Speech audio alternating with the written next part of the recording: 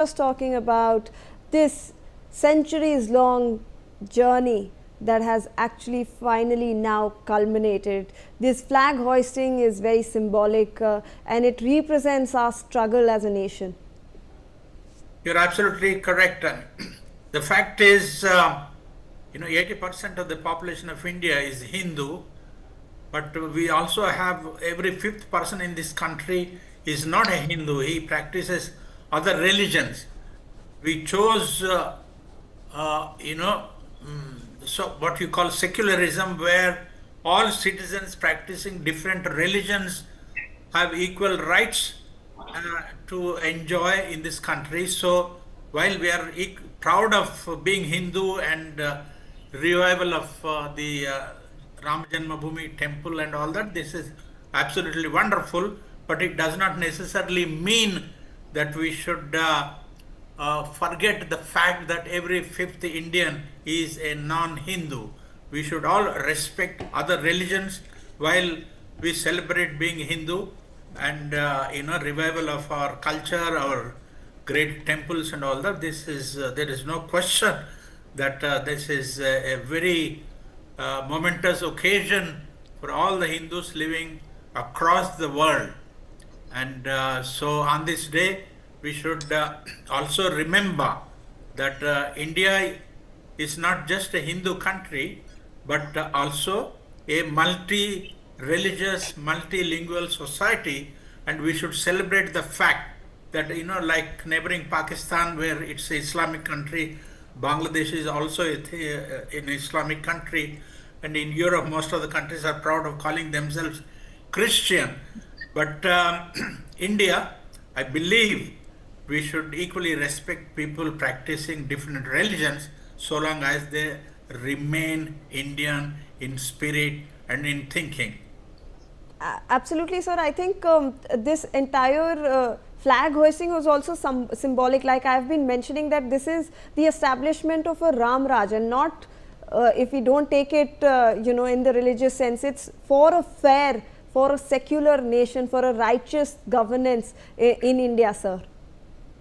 Absolutely. I mean, I agree with you. And well, this is a day to celebrate for all the Hindus all over the world. Let us remind our fellow citizens who practice other religions that we are not going to ignore or disrespect their religions. India is home to, more religions than any other country on the planet. And let us keep,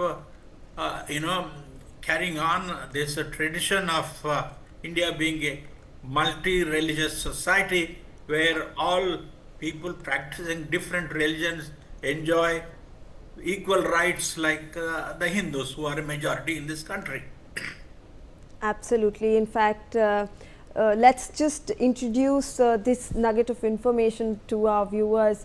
The flag actually was crafted over 25 days by a specialist parachute manufacturing company in Ahmedabad, Gujarat, using durable parachute grade cloth for longevity. Reportedly, the flag has been designed using premium silk threads and parachute grade fabric to ensure durability against the sun, rain and strong winds. Its specifications were finalized after consultations with senior army officials. The flag can withstand winds up to 60 kilometers per hour, rain and sunlight. It is supported by a nylon rope and an automatic hoisting system on a 42-foot rotating pole. So if I can go across to Mr. Alok Mehta regarding the flag, this is a very symbolic flag as well, a very significant flag. It's not just any flag, it's the saffron majestic triangular flag, and it's actually it's very grand also, sir, in scale, and every element that is present on the flag, it actually is steeped in spiritual significance. We have the radiant sun, which symbolizes Lord Ram's lineage. We have that Om, sacred Om symbol, which is the eternal sound of creation. And we finally have that Kovidhara tree, which is also a very sacred symbol in Hinduism. It represents how deeply rooted our values are. Alok Mehta sir.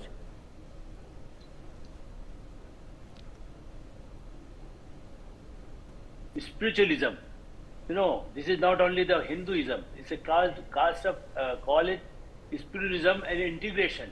What Venkatji also was mentioning, certainly, maybe because of the Hindu temple and all, but this symbolizes Surya, sun, to give everybody to relief for all over the world, all over the globe. So I think these kind of messages also there.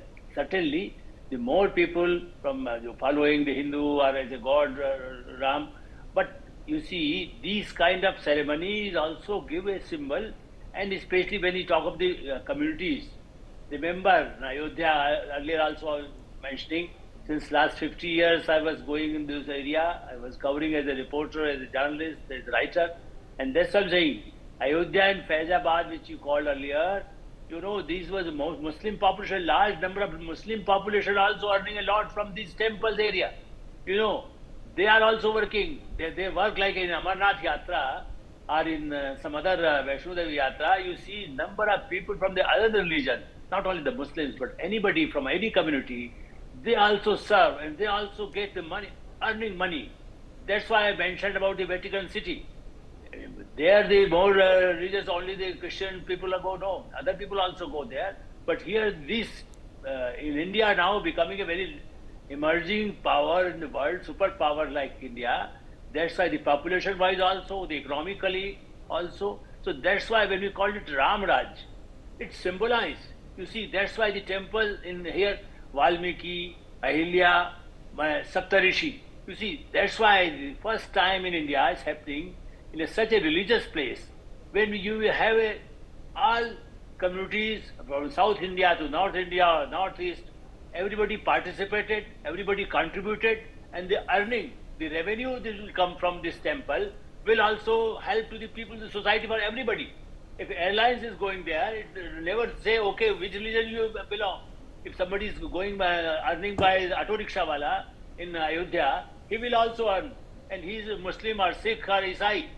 That's why I'm saying again and again, maybe one feel proud, yes, we built, the dream of the Ram temple is now completed. But you see, don't make it for one community. This is for every community, for welfare. Bhagwan Ram in Ramayana, where they said even for Hanuman and the Vanar Sena, they call it for Sri Lanka, what happened? It means every animal and prani, they will also help for Ram Raj. We should get cooperation from everybody, and we should also help the welfare for the society. This is the message of the Bhagwan Ram, Lord Ram, Valmiki Ramayana, Tulsi Ramayana. Anywhere you find a number of people, you go to Thailand, you go to Indonesia, you go to Vietnam, Cambodia, you will find some part, everybody that believe in Ramayana. That's what I'm saying. But maybe Ayodhya is like a major, because since long people were fighting. People are fighting that, okay, this Ram born here, so we will have some temple. It symbolizes and it will give a relief to Saryu, the water. You see, Saryu Nadi is also like, when we talk Ganga, Yamuna, Saraswati, Saryu, so it symbolizes the water power, the sun power. That's why the ceremony of today, not for dhwajarohan, because when we have a large, our culture is such that we celebrate everything. Today, the Sikh community is also celebrating, maybe, and that's why in Kurukshetra also Prime Minister is going. So I think these kind of festivals or occasions is give a new strength for new generation message. They should also learn how they can work together, fight with the enemy, maybe. We think that everybody should not attack us, or in the political sense, you say in Bihar, what is Jungle Raj now? No Jungle Raj, people want a relief. Aparan, Sita ka aparan hua. Now we don't want Sita or Radha, somebody aparan. So these kind of message is also there. that in democratic society of India, in democratic government of India, Prime Minister Narendra Modi in last 11 years, what he is trying to convey to the world. And that's why you see the French president or the Russian president or the American president or the prime ministers, they accept the India as a, Prime Minister Narendra Modi is there to represent India. He always said, okay, I am representing 140 crores people. He is not talking as an individual. That's why I'm saying when people make it a political thing, I say don't, as a Prime Minister of India, or when we talk about India, we are all and we fight for human being. What message is Ayodhya is giving? That for every human being we have to care, you have to self-help and give help through maybe in the religious point of view, but otherwise also our religion, our ancient culture is there. That's why integration, this dhwaj, symbolize the integration, spiritualism and Indian culture, and we feel proud of it. Absolutely, and in fact, if I can go across to Dr. Datta as well, regarding the entire significance of this flag, we have been talking about those three symbols that are present, and also the importance of the time, the muhurat which has been chosen, sir, because we are seeing that this is the Abhijit Muhurat, a very pious, a very auspicious time, and this is also the Vivah Panchami today. So, very significant day, and that flag is also very significant, Dr. Datta. Yeah, absolutely. As I mentioned, that Murat is a very auspicious Murat. It is one of the most auspicious Murat in the Hindu calendar or in the Sanatani calendar. And naturally the hoisting of the flag has to be done in a very in the most auspicious time, and that's the reason the Abhijit Muhurat has been chosen, because today the whole day there is no other Muhurat which is as auspicious as Abhijit Muhurat, and that's the reason the flag hoisting will be taking place during the time of the Abhijit Muhurat. Now, having said that, the saffron flag, saffron symbolizes purity, saffron symbolizes culture, saffron symbolizes humanity, saffron symbolizes energy, saffron symbolizes radiance, and saffron symbolizes piousness. This is what is the essence of saffron is all about. The first ray of the sun is also saffron, and the last ray of the setting sun is also saffron. And therefore, saffron color is a global color, because across the whole world, when the sun rises, the first ray is saffron. And when the sun sets in any part of the world, the last ray of the sun is also saffron. And India being a very dharmic country, being a very cultural Sanatani nation, Bharat being a very religious nation, it is obvious that saffron would have that significance in this philosophy and in the culture of ancient Bharatiya Sanskriti. And that's why saffron is always there in the shikha of every temple or in the roof of every temple, because there is nothing more auspicious, more respectable above your head. So when we have to look at this thing or at the shikha of the temple, we have to look upwards, so that way automatically we given respect to the saffron flag. And this is what is the essence of Sanatani Sanskriti is all about. Unfortunately, the disguised communal tilted Nehruvian secularism had actually destroyed this ancient concept of Vasudhaiva Kutumbakam. Sanatan itself is secular. Sanatani Sanskriti is itself secular, because in Sanatani Sanskriti we are taught right from the childhood, we are taught about Vasudhaiva Kutumbakam and not about jihad. So therefore, Sanatan Sanskriti cannot be vindictive, it cannot be against any religion. And that's the reason why Sanatani Sanskriti, the ancient philosophy of Vasudhaiva Kutumbakam, was acceptable to the whole world. And if we go to Southeast Asia, whether in Malaysia, Indonesia, Brunei, Philippines, Thailand, Cambodia, Laos, Myanmar, Vietnam, all these places, there is a huge respect given to Ramayana and Mahabharata.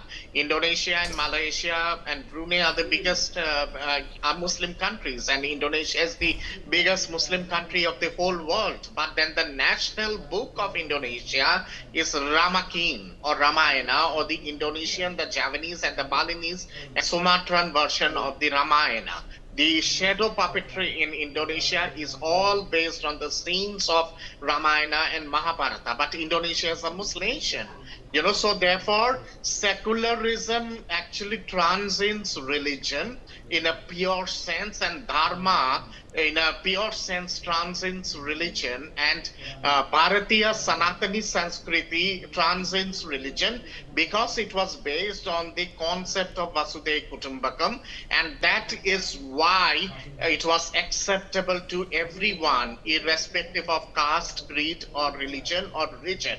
And that's the reason, even after the conversion into Islam of Indonesia, Indonesian heritage was based Sanatani Sanskriti, and Indonesia has retained the cultural heritage on Sanatani Sanskriti, and that's why Ramayana is worshipped, and it is the sacred epic of Indonesia. Same is the case in Thailand. Thailand is a Buddhist country, but Ramakin or Ramayana is the national book of Thailand.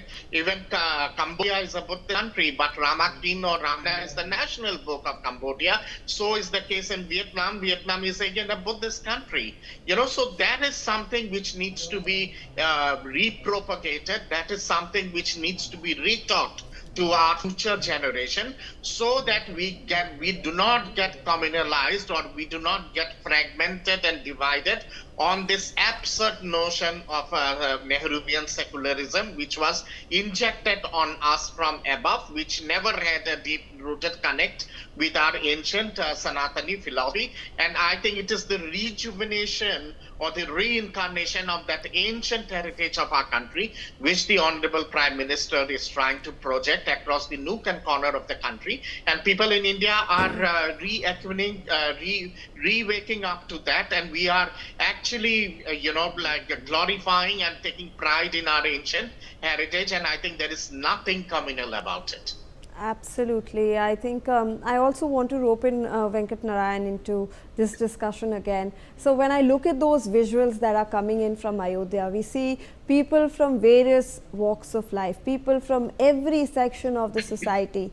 And that's what the organizers have actually done, sir. And I think that's something that we should talk about, because these are people like you and me who have got the invitation from the Prime Minister to attend this event. There are no big names apart from the Prime Minister, the Chief Minister and the RSS Chief being present there. These are people like us who are present for this historic event. We are going to witness it live. We are going to be participants of this significant day, sir. It really shows how inclusive our social fabric is, sir. You're absolutely correct. Today is a day of celebration, not just for the Hindu community, for all the 145 crore people of India belonging to different religions. So it is a day of celebration, and we should all be proud of our rich cultural heritage. And in the past 11 years, the consciousness of the average Hindu has been aroused by the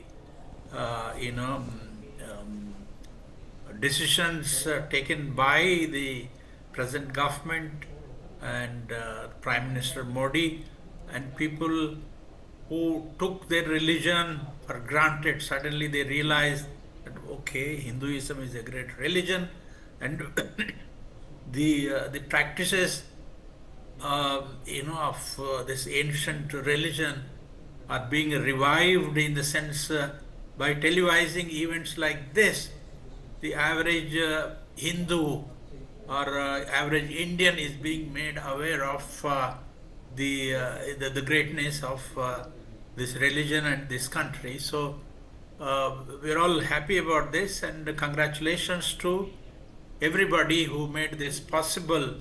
I think after a gap of nearly 500 years during the Mughal era, what Babar's sidekick did. It's all history now, and we should all move forward like people of one country practicing different religions, but they're all Indians at the end of the day.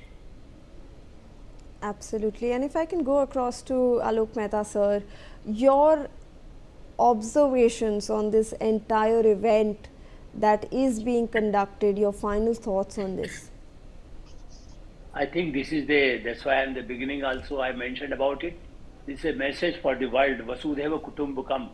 What our message is, that the whole world is in a one community, everybody is equal, and that's why these kind of message from this flag hosting, and when the flag is there is a dand, it's also very heavy, the 500 kilograms. So sometime for the ruling anybody, if there is an atrocity, there is a Maoist or there is a terrorist, we also have the power. That's why the message of this dand is there. It is just symbolized. You see, like a tank, you say so there is symbolized as the fighter aircraft. But here from the Ram Raj, we also want that we want to fight with terrorism. We are already fighting, and that's why now all over the world accepting. That's why the message of Ram Raj is that when we need, we can fight with Ravana, we can fight like Gita also in Mahabharata what they did, and that's why today we are celebrating Gita Mahotsav also in Kurukshetra. That's why I'm combining both. This message is for world. This message is not for only Indians. It's message for the world community that we want peace. Everybody, human being, they should have welfare for those people. And when needed, then we can also use power, the dand. This also symbolizes when we have the flag. It's not just for victory. It's for ruling. Some system should be there. You can't come on India Gate and you can't just fly on the Red Fort or anywhere in the world when you go as a terrorist. Nobody should allow the terrorism and the Maoism, not in India, but anywhere in the world. This is the message of the Ram Raj. This message is from Ram and Krishna. Is when you need, you can fight in any battlefield. But we also preach the peace. That's why the Gita everywhere talk about the Bhagavad Gita.